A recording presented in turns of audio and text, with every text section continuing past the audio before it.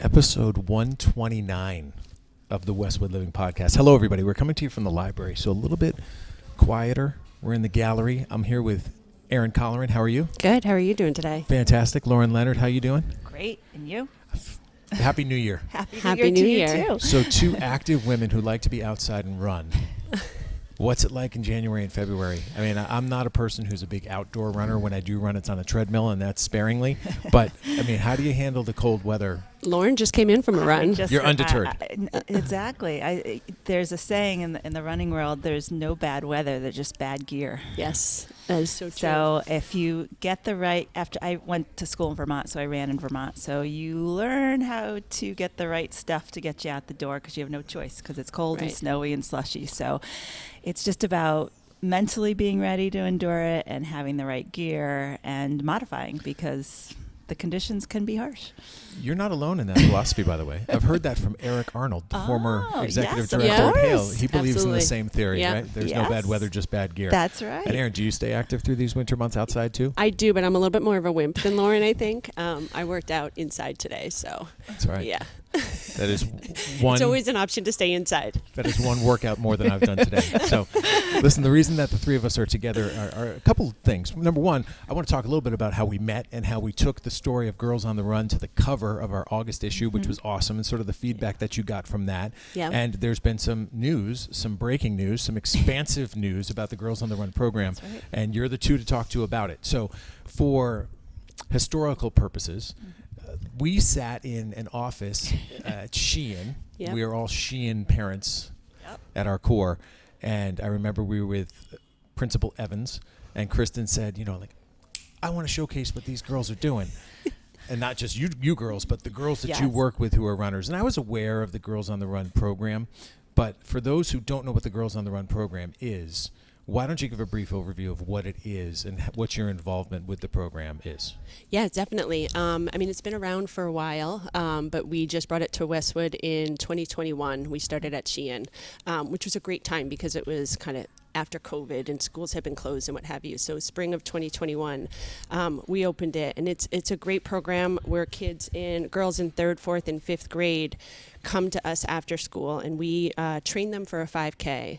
But I think more importantly than that, we also work with them on things that kids are struggling with, like the social aspects of friendship and just like pressures and what else? Give me some more things that we've talked about. Conflict resolution, managing your emotions, dealing with others, making intentional decisions. Yeah, things like so that. we kind of wrap both of those things into a 90-minute session after school and help these kids to learn that while also physically running and doing things together as a team. So it's an awesome program that we are now starting in year 5 at Sheehan, and it's in the other elementary schools too. So it's been great. Yeah, amazing. So my eyes were open to it in the spring of 2023, and it was still, I think, focused primarily on Sheehan at that point. Sheehan, yeah. And so here we get into calendar year 2024, and the program does just expand to the other elementary schools in Westwood, which was at 1.5 schools, now it's 4 schools. Yes. But to take that step and get more people from town involved, what was necessary for that to happen? Well, from the beginning, I know as a Sheehan parent, I had a lot of fellow moms coming out, well, how can we get this to our schools? And we kept saying how we had full support from Kristen Evans, the principal, and how she had really helped us launch it. And there was ongoing conversations constantly of moms and parents asking, can we please bring this to the schools? And eventually what happened is the parents just stepped up and said, we're going to the schools and we're going to find out how we can make this happen. And without fail, all the principals said, yep, let's do this. We fully support it. It's such a great program. Let's bring it on. The parents really rallied and found volunteers to support the program because it's all volunteer based.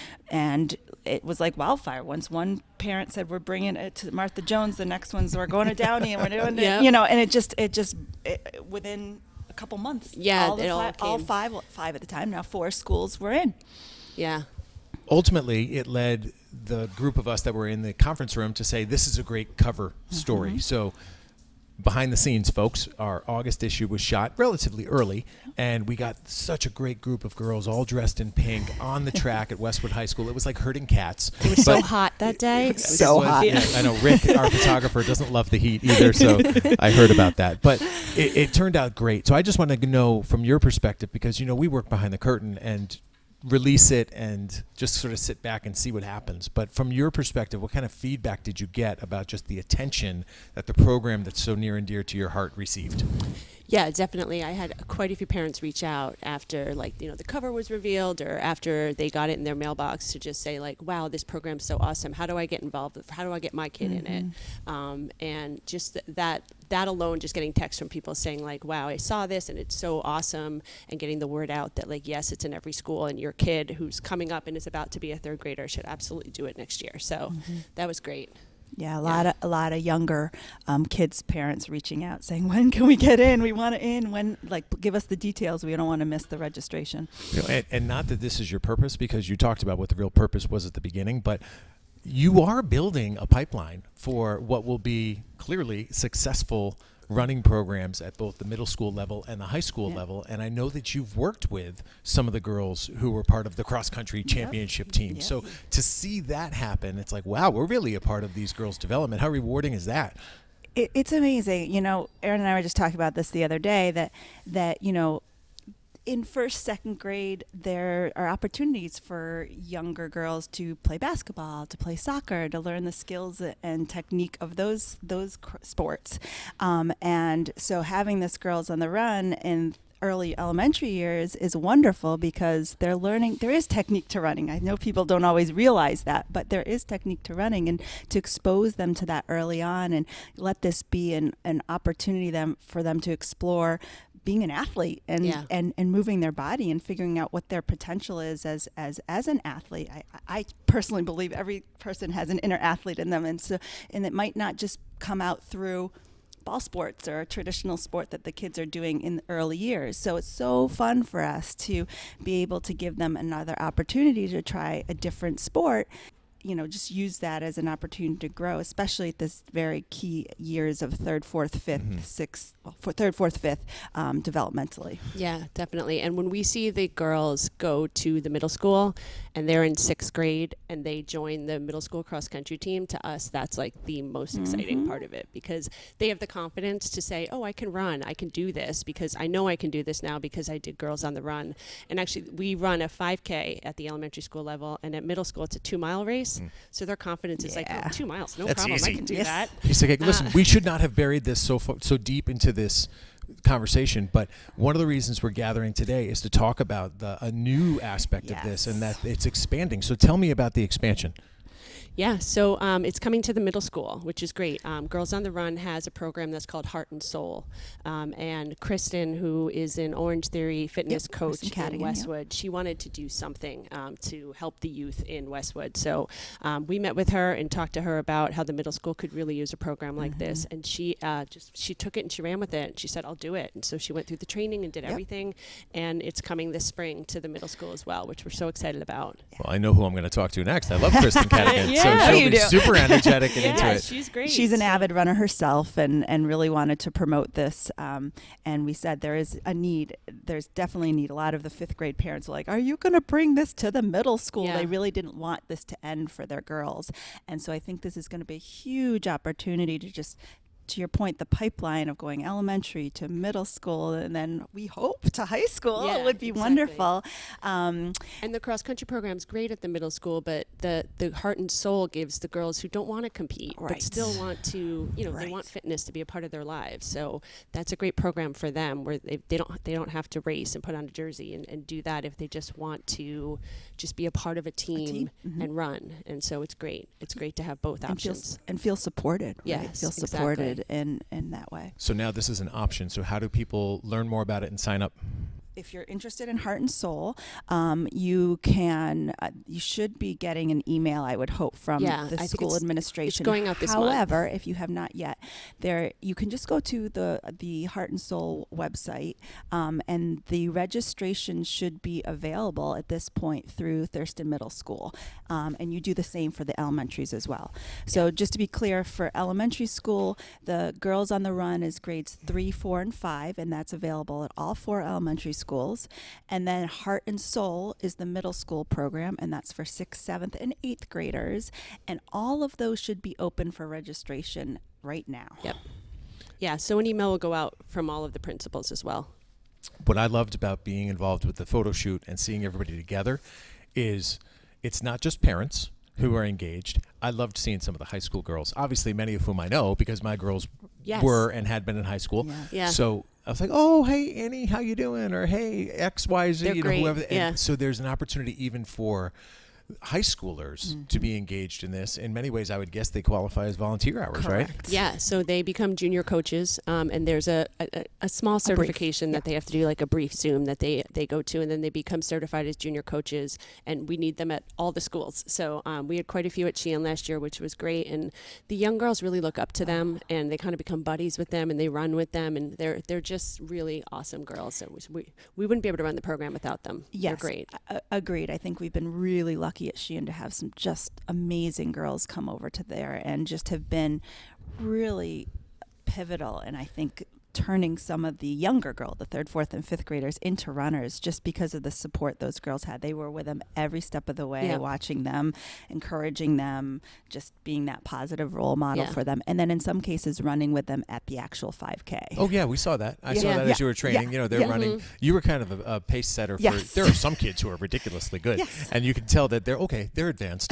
They're going with Lauren. They're going to lead the pack, and everybody else will be finishing about 2 or 3 minutes later.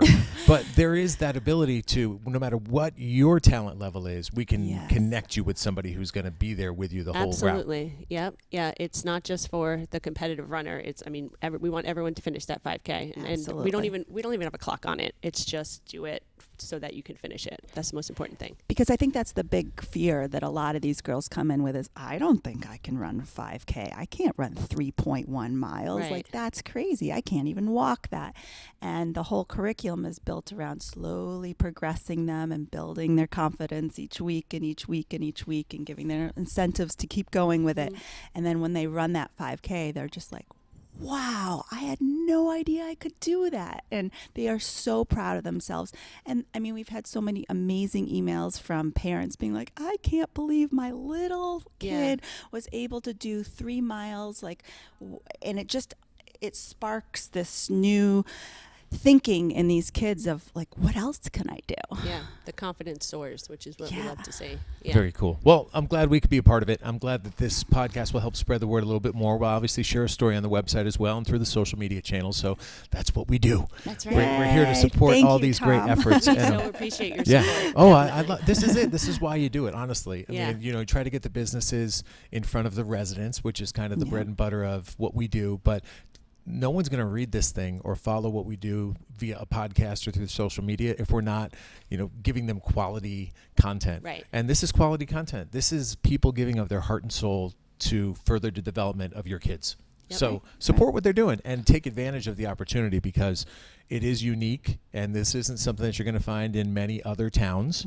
And Westwood in this regard is sort of setting the pace. Yeah, we are the largest suburb in Boston right now, so we're really proud of that. We're right behind Newton, and we had 90 runners last year, and we're thinking we're going to be way over 100 this year. Did you hear that competitive fire in her voice right there? Yes, I am competitive. She's like, we're right behind Newton. We're going to get them. I can't hide it. There is a competition. It's always competitive for me. That's good. I love it. Okay, well, that's Leonard and Erin Colleran. I thank you both for your time, and I thank you both for the obvious volunteer hours that you put towards this. So many people appreciate that, including me. So as always, folks, if there's someone else you want me to have a conversation with, just send me an email, tleiden@bestversionmedia.com. We'll find those people, have a conversation with them, and then share it with you right here on the Westwood Living Podcast Network. But for now, from the library with Erin and Lauren, this is Tom Leyden saying so long and thanks so much for listening.